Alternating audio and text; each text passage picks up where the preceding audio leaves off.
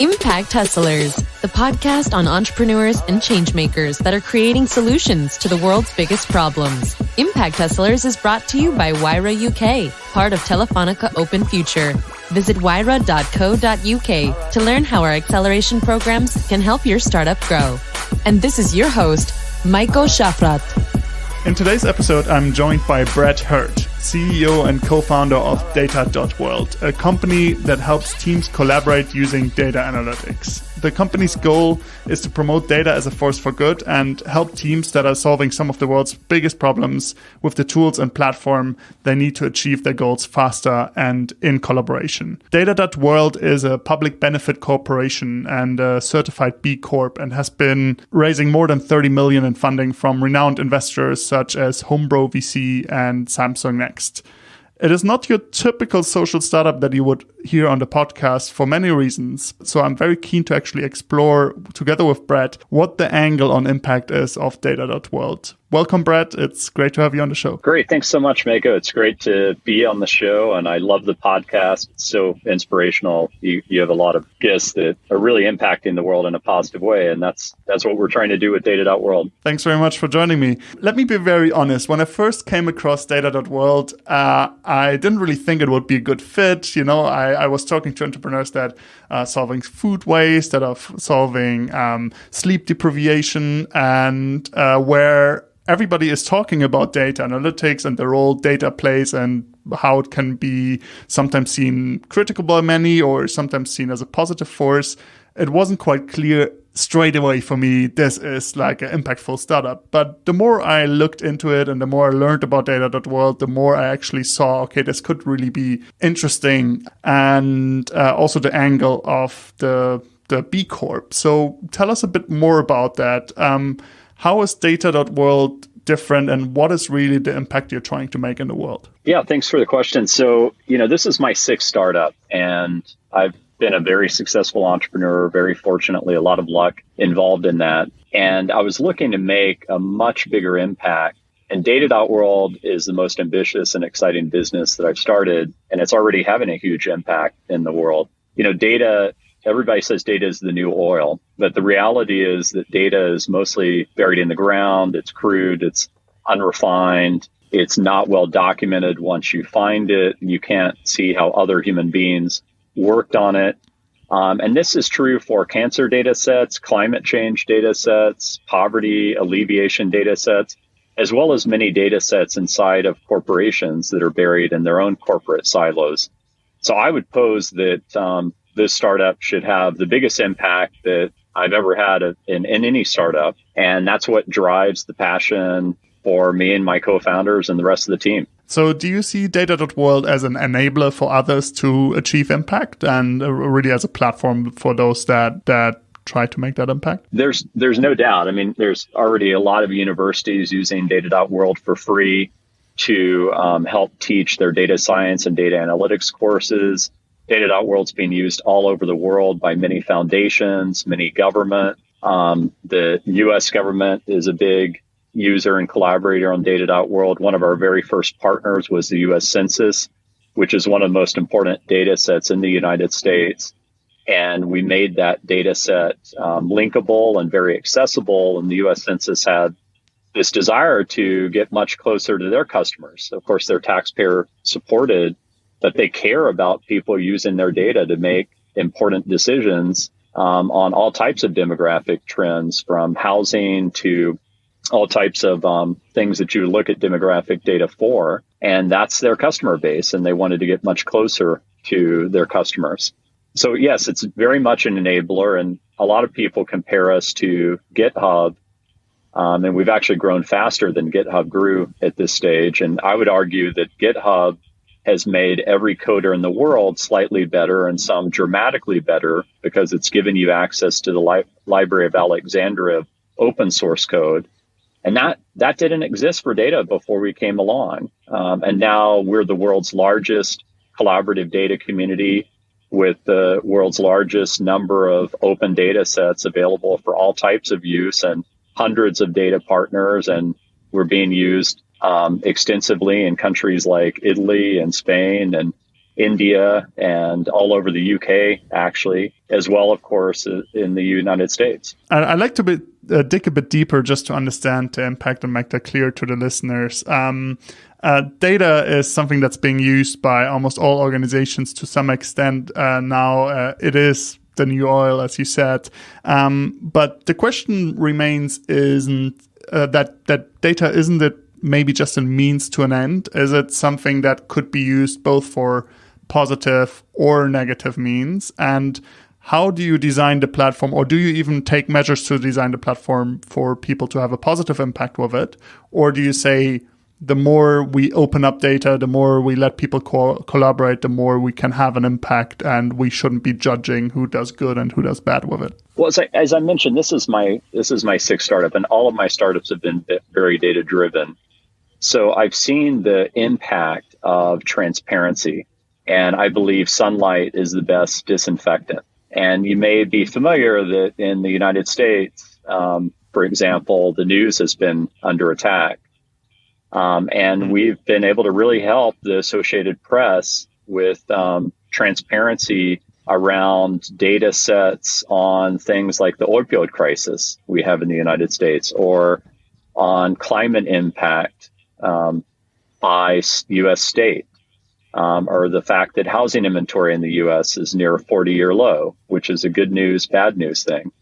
And the Associated Press actually uses Data.World to collaborate with all types of news organizations, radio, television, and print in the United States, including people like Gannett and Chicago Tribune. And the way this works is, let's say that they put out a data set on the opioid crisis. That's a nationwide data set, but Chicago Tribune can come in and through very easy templated queries that the Associated Press has set up for them, they can say, well, I want to see what the impact is for the entire United States on the opioid crisis compared to Illinois, compared to Chicago, compared to individual zip codes in Chicago, and allows them to write very data-driven articles. One way that transparency plays out with data, I'll give you just a quick example that's also a news example. Fortune magazine uploaded how diverse the Fortune 500 companies are, meaning, how many minorities, how many women, et cetera, work at those companies. And that's a really important question, something that's very important to analyze.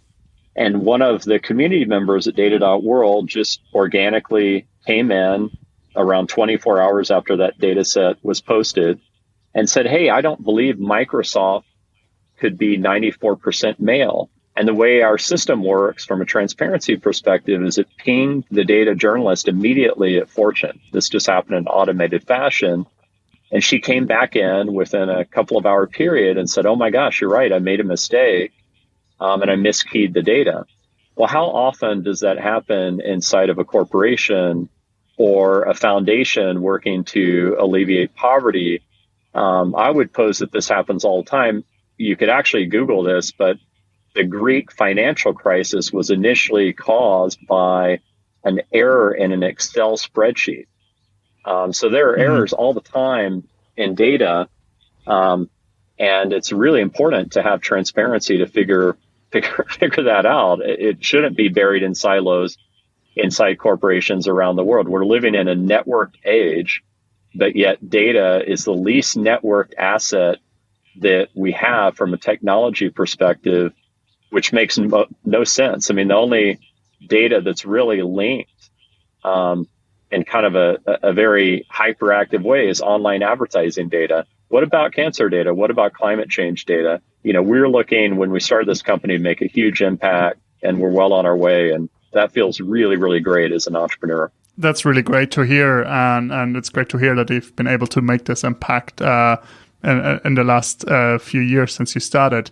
On your website, you talk about the need for data democratization, and that's something that you just described in the last answer as well, that transparency of data. What does data democratization actually mean for both individuals, so people that might not be professional at analyzing data, but that might have an interest in getting access to some of it.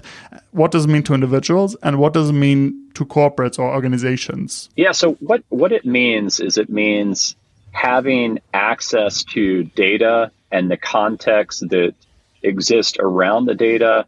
And when you do an analysis, having that stay with the data. Often when you find data either inside of a corporation or out there on the web, let's say data.gov.uk or data.gov here in the US, it's not well documented. You have no idea what other people have done before you. And it's not linked to any other data set. It just sits in its own individual silo on that site, which gets, some traffic, but doesn't get near the traffic, for example, of a Data.World.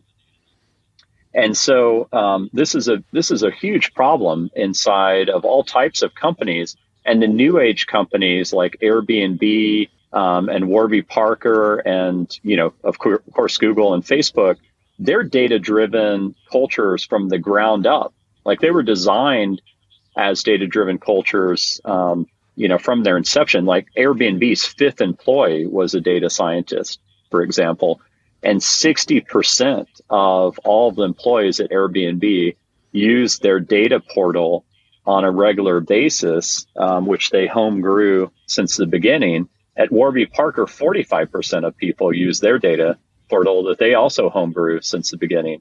So these new age companies are not waiting for the old line Fortune 500 companies to catch up.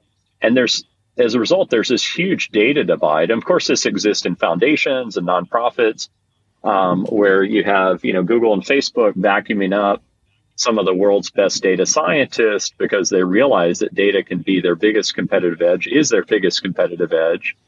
And so you've got the data divide, both in terms of people, as well as in terms of access to the data. I bet you at most Fortune 500 companies, you'd be lucky if 1% of employees really had access and regularly worked on data. And so there's all these data breadlines where people are lined up waiting for their analyses to be conducted.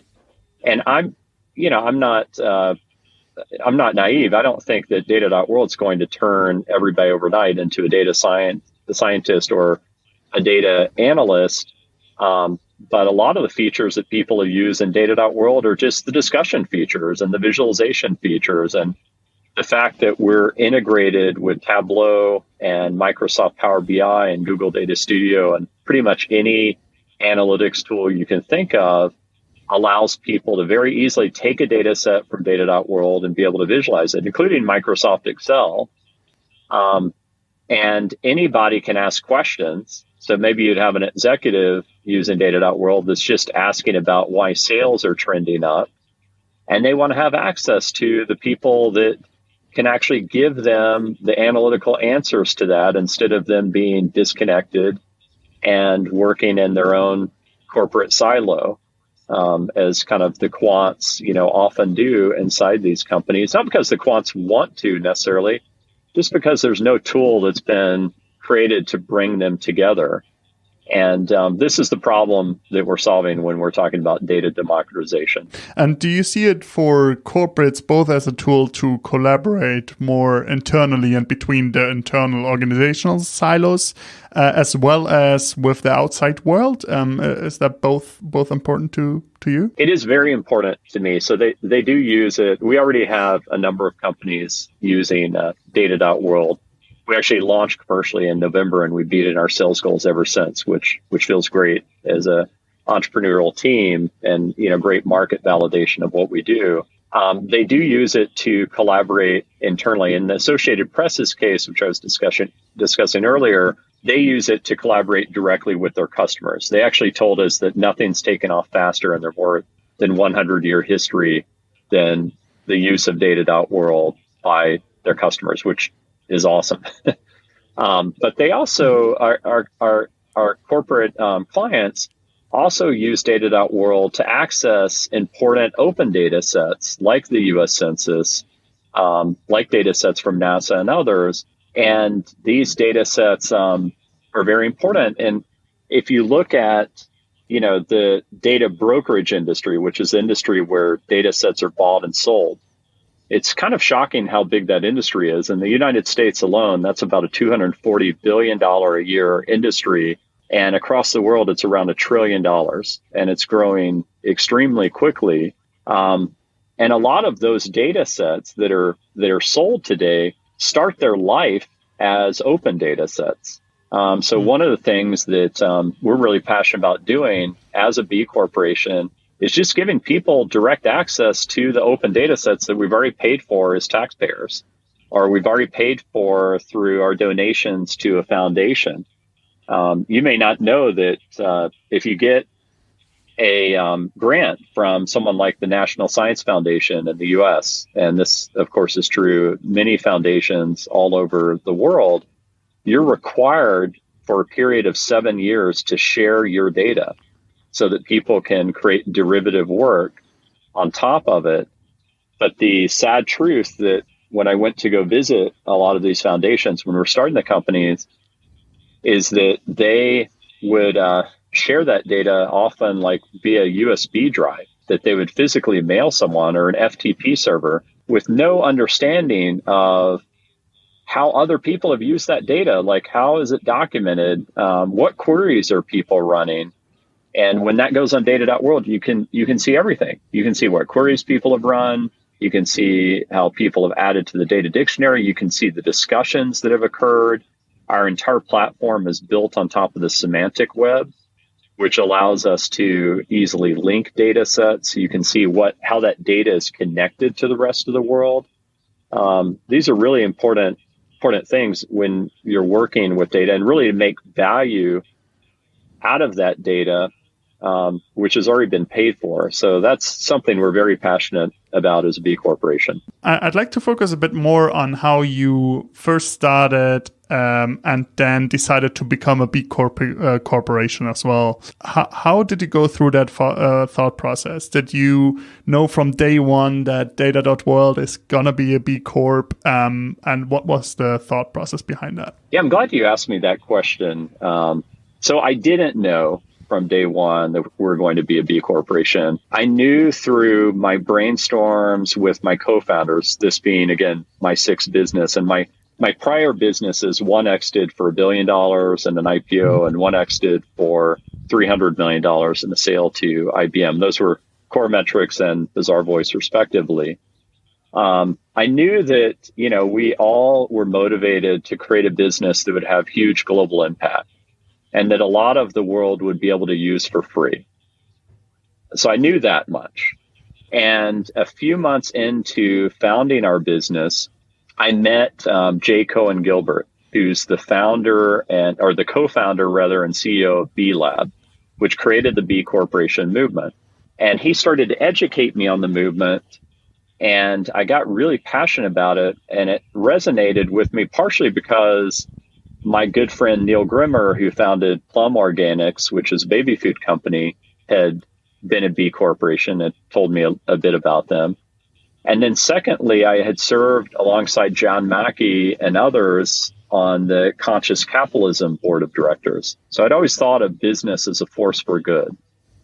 But I didn't know that there was a new operating system for business. And that's the really neat thing about a B Corp, or the legal name for that, if you're a corporation like us, is public benefit corporation. That's actually the legal designation when you incorporate in a state like Delaware. And this operating system is very powerful. You can still have a for-profit corporation. I absolutely believe Data.World has to have top-tier financial metrics. Like, being a B corporation is no excuse for us not to be one of the best financially performing companies in the world. But it does give you this ability to put your mission statement actually as a protectable asset from activist shareholders and like. And I was with John Mackey is actually one of our investors, and I was with him at South by Southwest. We were speaking there to a crowd of about 1,000 people. And one of the things that John Mackey said in that context is, he said, "If I really wish we had been a B corporation." because it would have given me some level of protection against these activist shareholders. Like, he's very happy in working with Jeff Bezos and, in this company, being owned by Amazon, but he would have liked to at least have that protection from the activist. And you saw Michael Dell, another local Austin hero. Mm-hmm. That's where we're based, is Austin, Texas. Take his company private to get away from the activist, Carl Icahn in particular. And so this is important, movement in corporations overall, is how do we wire corporations more to the long term as opposed to this maniacal focus on just short-termism. How are we going to do like really great things for the world if all we care about are these quarterly cycles? Like, how are we going to build things that can have long-lasting impact? And that's something I really care about. I mean, I've been a very financially successful entrepreneur, and having this new operating system approach is something that I'm very passionate about. I've become a very outspoken advocate for B corporations. And one of the neat things that's happened as a result of us being one is that we are called on to testify in Texas for B corporation legislation, and it passed. We were only one of two companies called on to testify, which is really cool. Like, so now Texas, you can incorporate as a public benefit corporation here in Texas. That didn't exist when we started the company. So this worldwide movement or at least this U.S. movement is really awesome. And I don't know. I mean, I'm not sure actually how much this kind of corporate form is taking off in other countries, but I sure love this trend in the United States. It's definitely spreading also across Europe, especially in the UK. You see more and more companies adopting it, and obviously the US has pioneered it. So it's really good to see that it's spreading. I was just going to say, one thing I saw at Conscious Capitalism, being on the board of directors, is, boy, we really had a lot of people that would attend our CEO summit and our main summit from outside the U.S. So certainly the energy is there, which is great. Definitely. Do you see this also, if you look at the startup landscape and some of the founders actually taking their public company private again, and some founders deciding not to go public, do you see for a mission-driven company like yours and for B Corps, do you see the IPO still as one of the great outcomes, or is there need for an alternative model that's more focused on long-term results rather than quarterly reportings? I still think that the IPO is a very viable path for public benefit corporations. Laureate Education just went public in the United States. They're a public benefit corporation with several billion in revenue. So yes, this path is still very viable. The corporate foundation that public benefit corporations grew out of were C corporations. So we've got all the same benefits as a C corporation, but we have these additional benefits as a public benefit corporation. So I look at it as the more evolved model of capitalism. It's like, capitalism 2.0, if you say C corporation was capitalism 1.0. And so it doesn't preclude you at all from an IPO path. One of the neat things that you have the ability, you actually have the legal requirement to do, is report to your shareholders on how you're fulfilling your public benefit mission. And we decided to put our statement, our report, out there, not just to our shareholders, but the public. And you can see that at data.world/benefit-statement. And that is our report for the past 2 years on how we're fulfilling our public benefit mission, which again is in our charter, actually on file legally in the state of Delaware in our corporate charter. So that's a pretty neat aspect of it, is that there's this, it has real teeth. It's not just you can wave your arms and say, hey, we're a corporation that's good for the world. You actually have to publicly report on it, and your shareholders, you're legally required to deliver that report to your shareholders. But in our case, we just decided, let's deliver that report to literally everybody in the world. You mentioned that you are based in Austin, in the US and Texas, and we talked a bit about the spreading movement for impact-driven companies. I took a trip earlier this year to the US and actually went to almost every corner of the US, both the West and East Coast and the Midwest as well. So yeah, like a bunch of different areas, and it still felt like most impact-driven companies would still live mostly within Silicon Valley, maybe some in New York, but you wouldn't hear as much outside of those areas. Do you feel that Data.World is a lone exception outside of Silicon Valley, or do you see that the movement for impact-driven companies is really spreading across the US? It is really spreading across the US. B-Lab actually has some good information about that on their site. But there are thousands of public benefit corporations now, including quite a few that haven't chosen to become certified B corporations. We're actually a certified B corporation by B-Lab as well. And in the last 2 years, we've been named to the top 10% of all B corporations in the world, which is a really great achievement by our team and something I don't take for granted. But I see it happening in states all over. I get calls pretty frequently from people considering being a B corporation and wanting to ask me about the benefits and the downsides of it. I'll tell you what the downside is, just so I address that as the elephant in the room. The downside is that people will ask you what it is. It's like, everybody wants to follow the herd to some extent. Like nobody wants to be the first to be different. As Steve Jobs said, it's kind of like the crazy ones that kind of have to get us to all move in a certain direction, and they're perceived as crazy because they're different. So that's the downside, is that people will look at you and they'll make all these assumptions. They'll say, "Oh, that's a bleeding heart business, which doesn't care about their financial performance." Well, that's bogus. I mean, there's companies like Patagonia and Ben & Jerry's, which are top financial performers, that are B corporations. So let's just throw that one out. They're for-profit companies. Then other people say, well, gosh, that means you can't raise money because, no VC is going to invest in a B corporation. Well, let's throw that one out. I mean, Andreessen Horowitz, so many others, in our case, our lead investors is Shasta Ventures.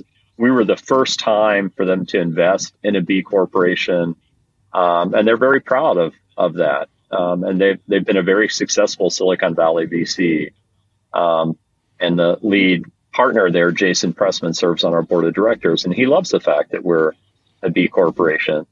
So we can throw that one out.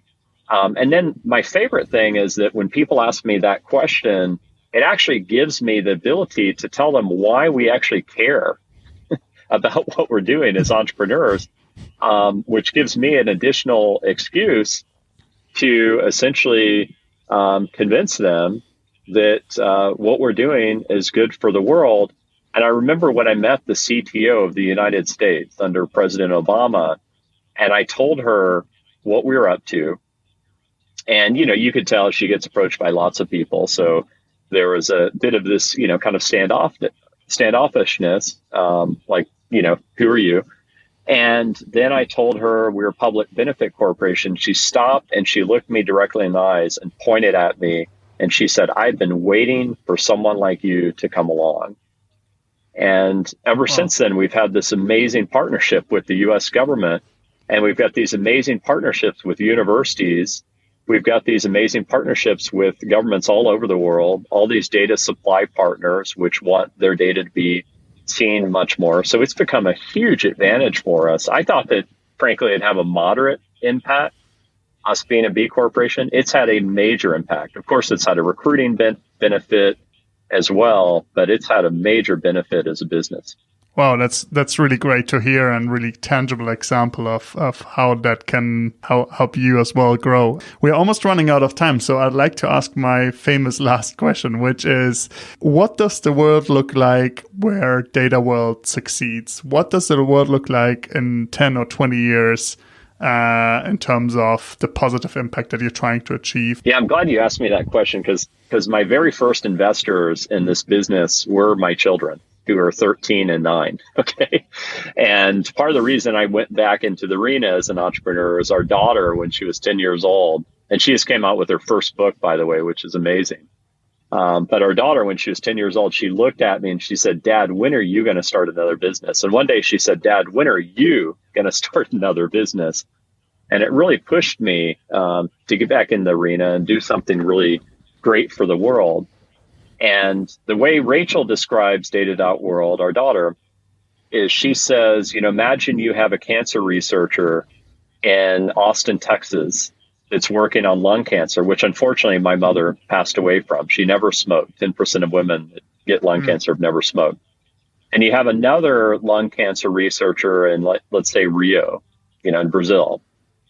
Well, Data.World will bring them together. We'll show them that their data sets have some interesting linkage and correlation, and they would have never known about each other working on the same thing unless they just serendipitously ran into each other at a conference.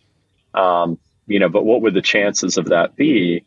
But Data.World brings them together, and now together they hopefully can solve lung cancer. And so it should create this exponential outcome in us solving the world's problems, like climate change, like cancer, like poverty. These are all data-driven problems at the end of the day. They're technical problems to be solved by the world, and data is at the core of them. So the world looks like that. It looks like problem resolution dramatically increases, whether it's inside of a corporation for someone, looking at a declining customer trend, or it's someone at a foundation that's looking at an increasing rise of poverty in a certain region and trying to address that and quantify it and determine specific policy.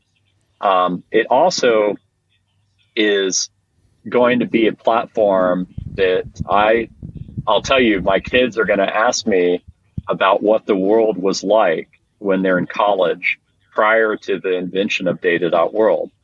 I'm going to tell them, you won't believe it.